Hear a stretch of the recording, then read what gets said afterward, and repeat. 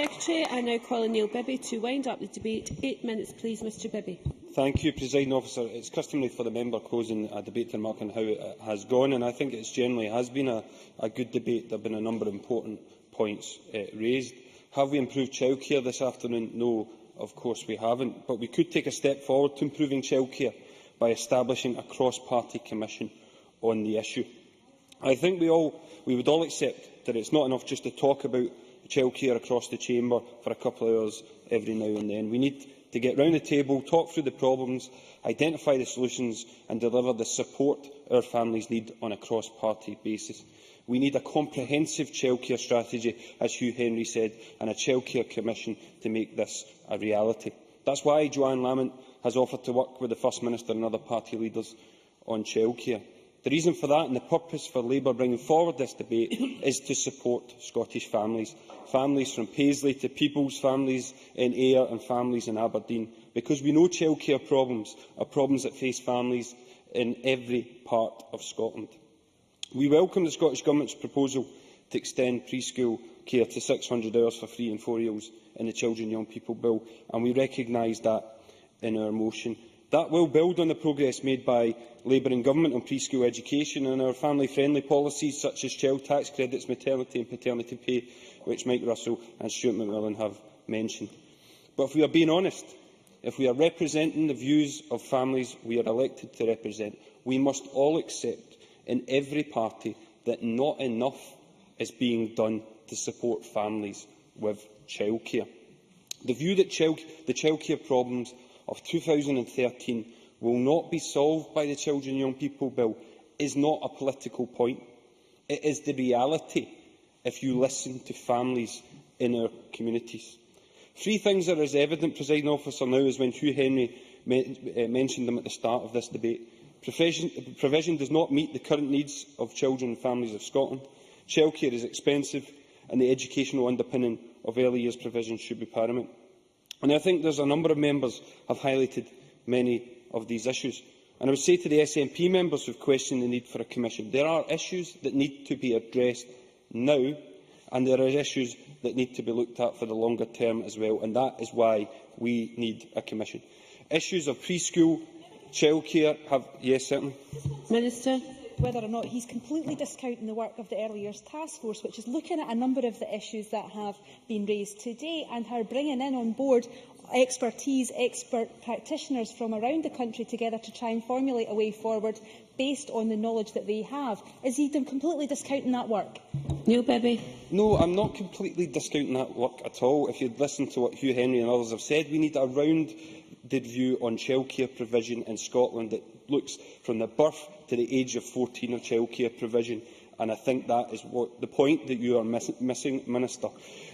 Issues of preschool childcare have been mentioned, out-of-school care have been mentioned, childcare provision at work, for example. Neil Finlay mentioned the issue of childcare at St John's Hospital. These are issues that need to be looked at. Issues of childcare for disabled children that Mary Fee mentioned, we need to look at that.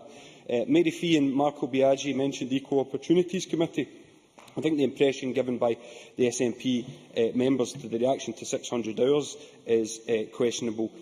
As at the Equal Opportunities Committee, in an answer to Marco Biaggi, Jackie Brock of Children in Scotland said our members have a rather lukewarm view on the 600 hours and the contribution that it will make to that long-term vision.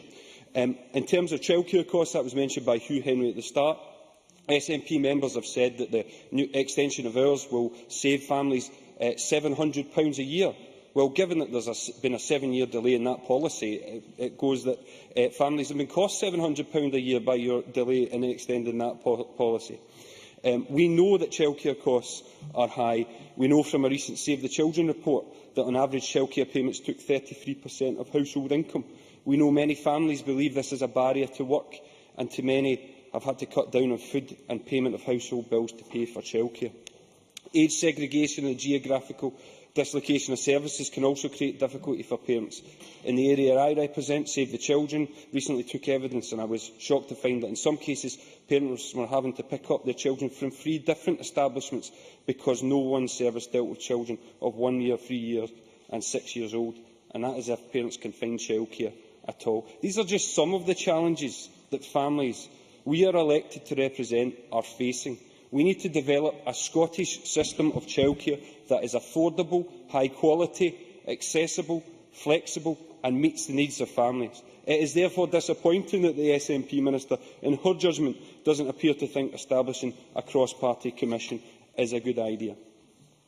The SNP amendment does talk about the Early Years Task Force. The Task Force is doing important work, but as I have said before, we need to look at how we support families with children from birth to the age of 14. We absolutely need to look at preschool education and care for 2-year-olds, where we could be doing more. As has been said by Liam McCarthy and the Lib Dems, we are massively behind the rest of the UK. Again, that is why we want to work with parties across the chamber to look how we can improve childcare for 2-year-olds. We also need a renewed focus on supporting out-of-school care, a focus on how we support the retention and expansion of breakfast clubs, after-school clubs and holiday clubs. These services for school-aged children are crucial for working parents. They allow parents to work and to provide for their children. The Scottish Out-of-School Care Association reports that most services are managed and administered by parents themselves who form charities or cooperatives, employ staff themselves and pay dearly for the service.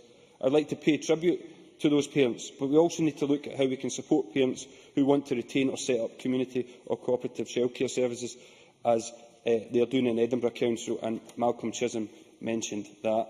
As Hugh Henry said at the start of this debate, it is time for us to work together across the Parliament and to do so with some humility. We appear to have a consensus in the Chamber for a commission, with the exception of the SNP. I am pleased that out the Chamber, organisations such as Children in Scotland support the idea, and also organisations like Save the Children want us to work on a cross-party basis. So I would plead with the Minister to change her mind. None of us here have all the answers to the early years and childcare questions. As a Parliament, we know that we need to do more, but we realise that this will cost. We know that families across Scotland want real solutions to their problems. We need to take advice and come to an agreement on the way forward. That is why we are asking for all parties to support the establishment of a Scottish Childcare Commission to establish how best to expand affordable, accessible, good quality childcare and early years provision across Scotland. Our children and families deserve no less. Many thanks. And that